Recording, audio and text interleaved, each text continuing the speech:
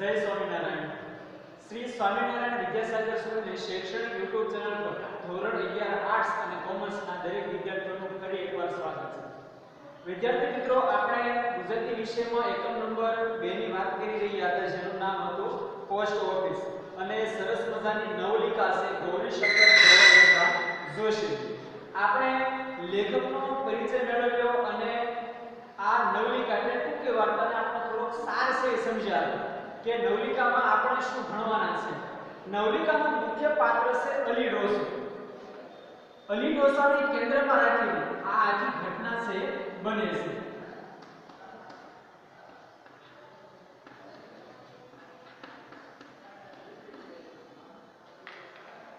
ગૌરીશંકર ગોવર્ધનરામ જોશીના વાર્તા સંગ્રહ તણખા મંડળ ભાગ 1 માંથી લેવામાં આવેલો સરસ મજાનો આ એક એકમ છે, જેની આપણે વાત કરી રહ્યા હતા. આપણે થોડી એવી માહિતી મેળવી હતી, પરંતુ આજે આપણે ફરીથી પહેલા ભણેલી કેટલીક વિગતને અને આજની કેટલીક વિગતને શરૂ કરીએ.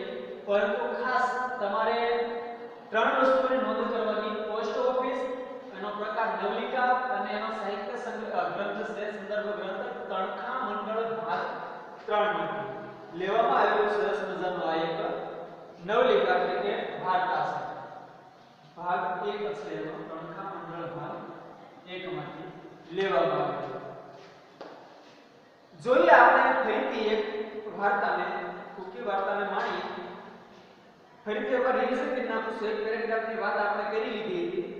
પાછલી રાત્રિનું ભૂરું આકાશ માનવ જીવનમાં અનેક સુખદ યાદગારી ચમકી રહે તેમ નાના મોટા તારાઓની વચ્ચે તારાઓની ચમકી રહ્યું હતું.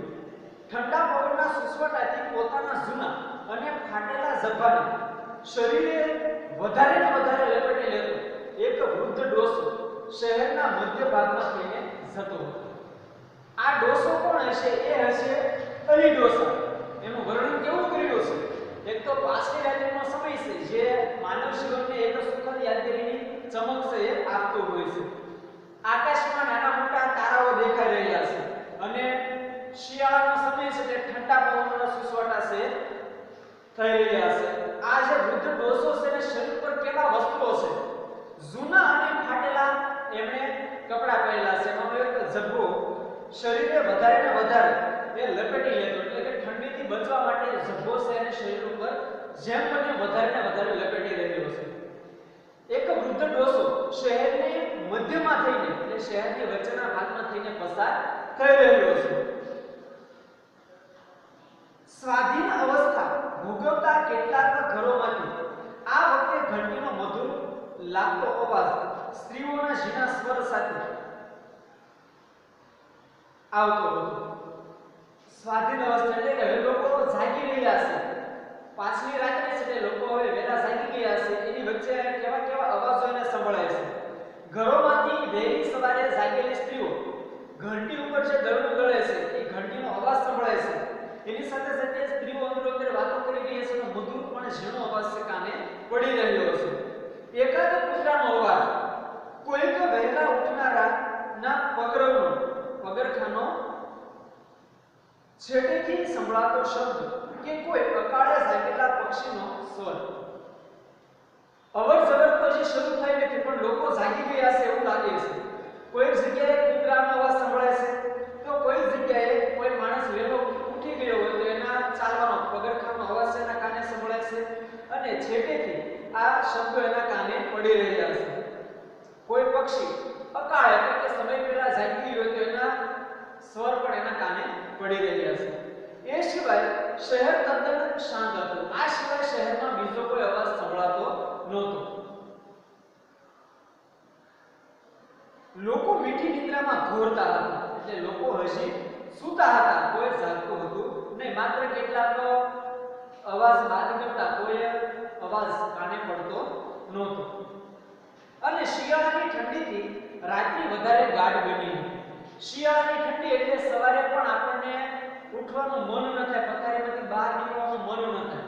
તો શિયાળાનો સમય છે કે લોકો અત્યારે મીઠી નિદ્રામાં સૂઈ રહ્યા છે. કહેવી છતાં કાતિલ કરી નાખી. આપણને કે નહીં પણ કાતિલ કરી નાખે એવી મીઠા મનુષ્યના સ્વભાવ જેવી શિયાળાની ઠંડી કાતિલ હથિયારની માફક પોતાનો કાબુ સર્વત્ર ફેલાવી રહી છે. જો લેખકની વર્ણન શૈલી કેવી સરસ છે, કેવા સરસ શબ્દો એમણે આ નવલિકામાં વાપર્યા છે કે કહે નહીં પણ કતલ કરી નાખે. માણસો કેવા હોય છે, આપણી સામે મીઠું મીઠું બોલે પણ એક દ્રષ્ટિએ આપણને એક કટાક્ષમાં ઘણું બધું કહી જતા હોય છે. તો અહીંયા જે શિયાળાનો સમય છે એ પણ કંઈક આવો જ છે કે આપણને કહે નહીં પણ આપણને ટાઢથી ને ઠંડીથી ધ્રુજાવી દે, કતલ કરી નાખે એવો. કાતિલ હથિયારની માફક પોતાનો કાબુ સર્વત્ર ફેલાવી રહી છે. તીક્ષ્ણ હથિયાર હોય આપણા શરીર પર એક ઘસરકો થાય અને આપણું શરીર લોહીલોહણ કરી નાખે એવો આ ઠંડીનો સમય છે કે સર્વત્ર ફેલાઈ ગયેલો છે. વૃદ્ધ ડોસો ધ્રુજતો ને શાંત રીતે ડગમગ ચાલતો હતો. વૃદ્ધ ડોસો છે એટલે કે એનો ઉંમર છે ઘણી બધી થઈ ગયેલી, વૃદ્ધ થઈ ગયેલો છે. આ ડોસો શાંત છે, કઈ બોલતો નથી પણ એ ડગમગ ચાલતો શહેરના દરવાજા બહાર થઈ એક સીધી સડક પર આવી પહોંચ્યો. વૃદ્ધ ડોસો છે ડગમગ ચાલીને જઈ રહ્યો છે, શહેરના દરવાજામાંથી થઈને એ બહાર ગયો છે અને ત્યાંથી એમણે સીધી સડક પકડી અને ક્યાં પહોંચ્યો છે? ધીમે ધીમે પોતાની જૂની ડાંગના ટેકાથી આગળ વધ્યો. ધીમે ધીમે ચાલી રહ્યો છે અને પોતાની જૂની ડાંગ એટલે એક પ્રકારની લાકડી, મજબૂત લાકડી છે, એના છેડેના ભાગમાં છે લોખંડ લગાડેલું. આ લાકડીના ટેકે ટેકે આ વૃદ્ધ ડોસો છે એ આગળ ને આગળ વધી રહ્યો છે. એ વૃદ્ધ ડોસો બીજું કોઈ નહીં પણ એ છે આપણું વાર્તાનું મુખ્ય પાત્ર અલી ડોસો. સડકની એક બાજુ ઝાડોની હાર હતી. સડક એટલે રસ્તો, રસ્તાની એક બાજુ વૃક્ષોની હારમાળા છે, વૃક્ષો ઉગાડેલા છે ને બીજી બાજુ શહેરનો બાગ હતો. એક બાજુ વૃક્ષો છે, વચ્ચે રસ્તો છે અને બીજી બાજુ શહેરનો બગીચો છે એ હતો. અહીં ઠંડી વધારે હતી કારણ કે ત્યાં વૃક્ષો વાવેલા છે અને વૃક્ષો છે આપણને ખબર છે કે વાતાવરણને ઠંડુ બનાવે અને વાતાવરણમાં રહેલો ઓક્સિજન વાયુ કાર્બન ડાયોક્સાઇડનું શોષણ કરીને ઓક્સિજન બહાર કાઢે એટલે વાતાવરણ વધારે ઠંડુ આના કારણે હતું. અહીં ઠંડી વધારે હતી ને રાત્રિ વધારે શીવણી બનતી હતી. શીવણી એટલે અત્યંત શાનો વર્ણ હતો તો કાળી મેષ જેવા રંગ. વૃક્ષોના કારણે વાતાવરણ ઉપરનો જે ભાગ છે ઢંકાઈ ગયો એટલા માટે પણ આ રાત્રિને વધારે શીવણી તો કાળી છે બનાવી રહ્યો હતો. પવન સ્વસ્ત્રો નીકળી જતો હતો ને શુક્રના તારાનું મીઠું તેજ બરફ પડે તેમ પૃથ્વી ઉપર ઠંડીના કટકા જેવું પડતું હતું. સરસ વર્ણન કર્યું છે કે પવન સ્વસ્ત્રો નીકળી જતો હતો. પવનનો ઝોકો આવે અને આપણા શરીરમાં થઈને બહાર નીકળ્યો હોય એવું આપણને ઠંડીનું ઝોકું લાગે. અને એની સાથે સાથે કીધું કે શુક્રના તારાનું મીઠું તેજ. શુક્રનો તારો આપણને દેખાતો હોય અત્યંત તેજવંતો હોય છે. આ શુક્રના તારાનું મીઠું તેજ બરફ પડે તેમ પૃથ્વી ઉપર ઠંડીના કટકા જેવું પડતું. એટલે સફેદ રંગનો પ્રકાશ આ શુક્રના તારામાંથી પૃથ્વી ઉપર પડી રહ્યો હતો. જ્યાં બાગનો છેડો હતો ત્યાં છેલ્લામાં છેલ્લી ઢબનું એક રોનકદાર મકાન હતું. જે જગ્યાએ બગીચો પૂરો થતો હતો શહેરનો, એ બગીચાના અંત ભાગમાં છેલ્લામાં છેલ્લી ઢબનું એટલે કે છેલ્લું મકાન એક રોનકદાર હતું અને તેની બંધ બારી તથા બારણામાંથી દીવાનો ઉજાસ બહાર પડતો હતો. આ જે મકાન હતું, જે બગીચો પૂરો થતા છેલ્લું આવતું હતું શહેરના અંત ભાગમાં, એ મકાનની અંદર એક દીવો બળતો હતો અને એ દીવાનો પ્રકાશ બારી તથા બારણાની વાટે એ બહાર પડતો હતો. તો આ મકાન કોનું હશે એની વાત આપણે આગળ જાણીએ. ભાવિક મનુષ્ય દાતાનું શિખર જોઈ જેમ શ્રદ્ધાથી આનંદ પામે તેમ વૃદ્ધ ડોસો આ મકાનની લાકડાની કમાન જોઈ આનંદ પામે. ભાવિક એટલે શ્રદ્ધાળુઓ મંદિરે દર્શન કરવા માટે જતા હોય અને દાતા તરીકે એને દાતારનું ગુરુ શિખર જોવું, દાતારનું શિખર એટલે જૂનાગઢનું પ્રવાસી કોઈ શ્રદ્ધાળુ જઈ રહ્યો છે, ચાલીને જતો હોય તો ક્યારે હવે આવશે એવું અનુમાન લગાડતો હોય અને આગળથી એ મંદિરને જોવે કે શિખરને જોવે તો એ અત્યંત આનંદ પામે કે હા હવે જાજુ આવવું છે નહીં. એમ આ વૃદ્ધ ડોસો છે, અલી ડોસો છે, એ ચાલતો ચાલતો જતો હતો અને એને આ મકાનની લાકડાની કમાન જોઈ. કમાન એટલે એક પ્રકારનો આકાર છે. ડોસો તે આનંદ પામ્યો કે ઓ મકાન આવી ગયું. કમાન પર એક જરી પુરાણા પાટિયામાં નવા અક્ષર લખ્યા હતા. આજે કમાન આકારનું મકાનમાં આ આકાર હતો. ત્યાં જૂના સમયમાં જરી પુરાણા એટલે કે જૂના સમયમાં લખાયેલા કેટલાક શબ્દો લખ્યા હતા. શું લખ્યું હતું? Post office. મકાનનું નામ હતું પોસ્ટ ઓફિસ.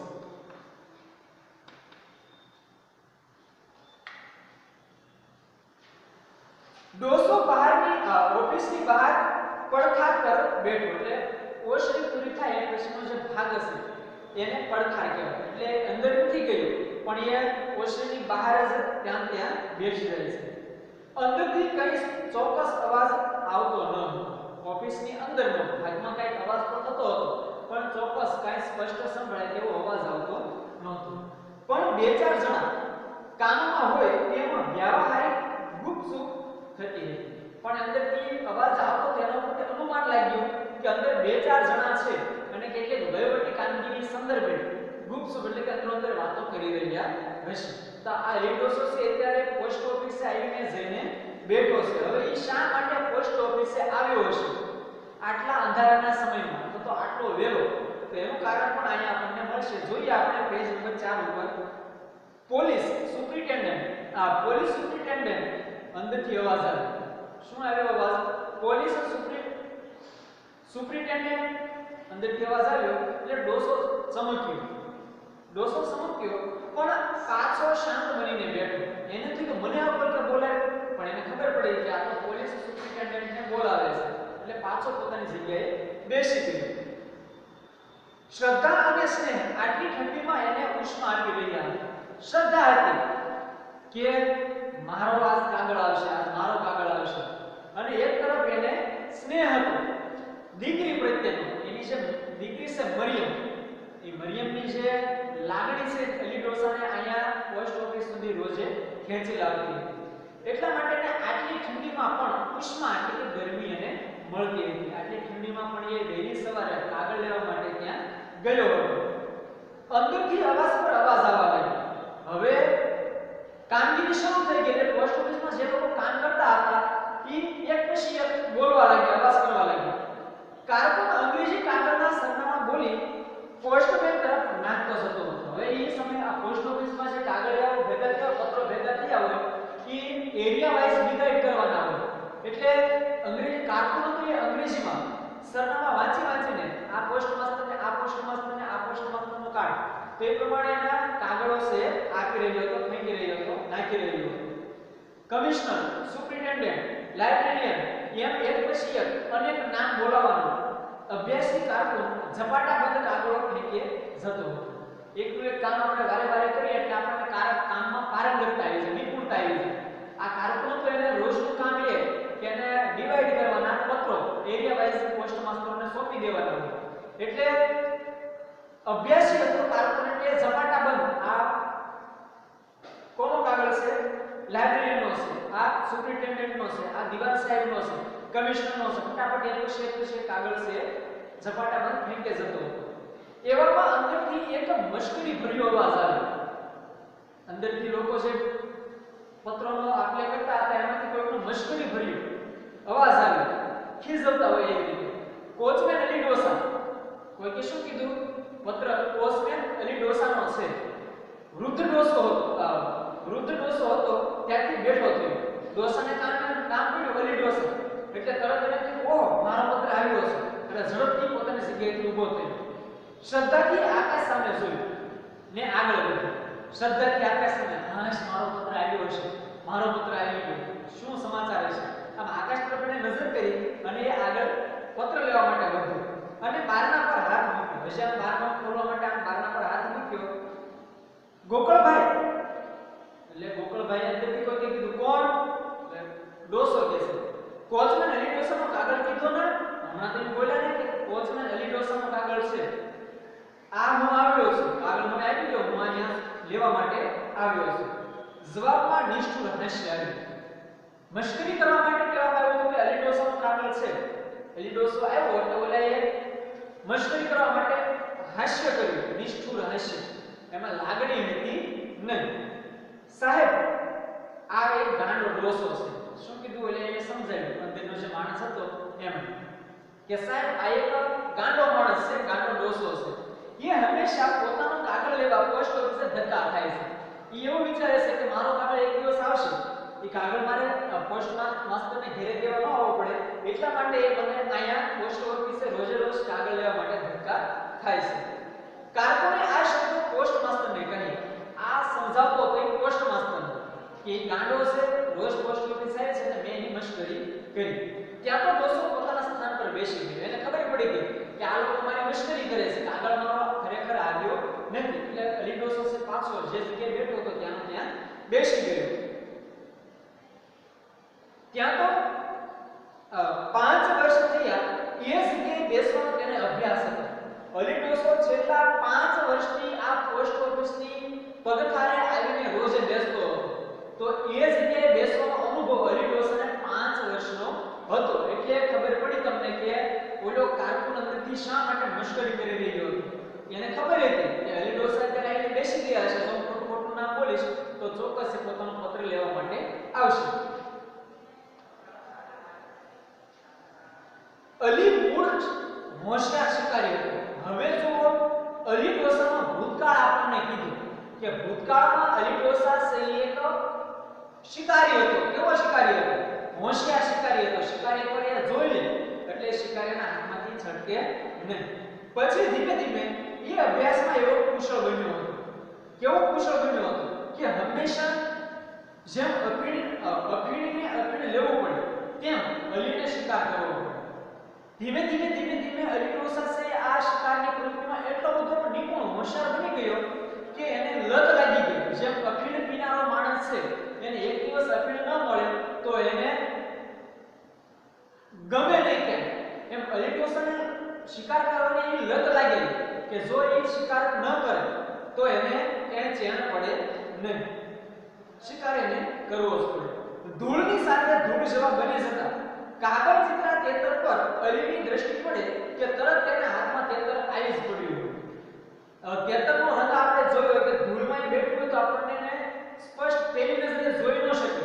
પણ અલી ડોસો એટલો પારંગત શિકારી હતો કે એ આવા કાગળ ચિત્રા ધૂળમાં રંગમાં ભળી જતા તેતરને પણ એકવાર જોઈ લે એટલે એને ઓળખી જાય અને ઈ તેતર એના હાથમાંથી પછી ક્યાંય જઈ શકે ને એનો શિકાર છે પાકો થઈ જાય. એની તીક્ષ્ણ દ્રષ્ટિ સસલાની ખોમાં જઈ પહોંચતી. એની તીક્ષ્ણ દ્રષ્ટિ એવી હતી કે સસલાને પણ વખોળમાં જોઈ લેતો હતો. આસપાસના સૂકા પીળા કાસડાના કે રાપડાના ઘાસમાં સંતાઈને સ્થિર કાન કરી બેઠેલા ચતુર સસલાના ભૂરા મેલા રંગને ક્યારેક ખુદ શિકારી કૂતરા જુદો ન પાડી શકે. કેવો હોશિયાર શિકારી હતો એનો આપણે અહીંયા વાત કરી છે કે આસપાસના સૂકા ઘાસમાં હોય કે કાસડામાં હોય કે રાપડાના ઘાસમાં સંતાઈને સ્થિર હલચલ બિલકુલ ન કરે. એક સસલાઓ કે જે ભૂરા મેલા રંગના હોય જેને શિકારી કૂતરા પણ ઓળખી ન શકે, આગળ વધી જતા તે સસલું બચી જતું. પરંતુ ઇટાલીના ગરુડ જેવી અલીની દ્રષ્ટિ હતી. ઇટાલીનું ગરુડ એટલે તીક્ષ્ણ નજર વાળું, નાની બાબતને પણ એ તરત કેન્દ્રિત કરી શકે અને એનો શિકાર છે કરી શકે. અલી ડોસાની નજર પણ આવી ઇટાલીના ગરુડ જેવી હતી. સસલું કાગળચિત્ર કૂતરો ભલે એને ન પારખી શકે કે ઓળખી શકે, પણ અલી ડોસો તો એકદમ તીક્ષ્ણ નજર વાળો હતો. અલીની દ્રષ્ટિ બરાબર સસલાના કાન પર ચોંટતી અને બીજી જ પળે એ રહેતું નહીં. અલી ડોસો આવા ઘાસમાં સંતાયેલા સસલાઓને સ્થિર થઈ બેઠેલા સસલાઓને પણ જેવી નજર પડે એના કાન ઉપર એને દબોચી લે અને સસલું બીજી ક્ષણે એના હાથમાં હોય અને તરત એને મારી નાખતો હતો. વળી ક્યારેક અલી મચ્છીમારનો મિત્ર બની જતો. જંગલોમાં શિકાર કરવા નીકળતો હતો તો ક્યારેક પાછો એ દરિયામાં પણ શિકાર કરવા માટે માછીમારનો મિત્ર બની જતો. એટલે કે માછલીઓને મારવા માટે, દરિયાઈ જીવોને મારવા માટે પણ એ પહોંચી જતો હતો. તો આવો ભૂતકાળ હતો અલી ડોસાનો. જ્યારે એ યુવાન હતો, યુવાવસ્થામાં ચડતું હોય હતું, પણ આજે વૃદ્ધ થઈ ગયો છે અને આજે એને જે જાનવરોને માર્યા હતા એની લાગણી, એની પીડા એને સમજાય છે, કારણ કે એની ઘટના આજે એની સાથે બની રહી છે. તો હવે અલી ડોસો આગળ શું કરશે? શું એનો મરિયમનો પત્ર એને મળશે કે નહીં? અને નહીં મળે અથવા તો મળશે તો એને ક્યારે મળશે? એનો અલી ડોસાનો ભાવ કેવો હશે? એની વાત આપણે આવતા તાસમાં કરીશું. દરેક વિદ્યાર્થીઓએ આ વિડિયોને પૂરેપૂરો જોવાનો છે અને તમારા ધોરણના નવા વિડિયો મેળવવા માટે શ્રી સ્વામિનારાયણ વિદ્યાસાગર સ્કૂલની ચેનલને તમારે સબસ્ક્રાઇબ કરીને બેલ આઇકોન દબાવવાનો છે, જેથી નવા વિડિયો તમને તાત્કાલિક મળતા રહે. તો ફરીથી મળીશું આપણે પોસ્ટ ઓફિસના ભાગ 3 માં. ત્યાં સુધી દરેક વિદ્યાર્થીઓને જય સ્વામિનારાયણ.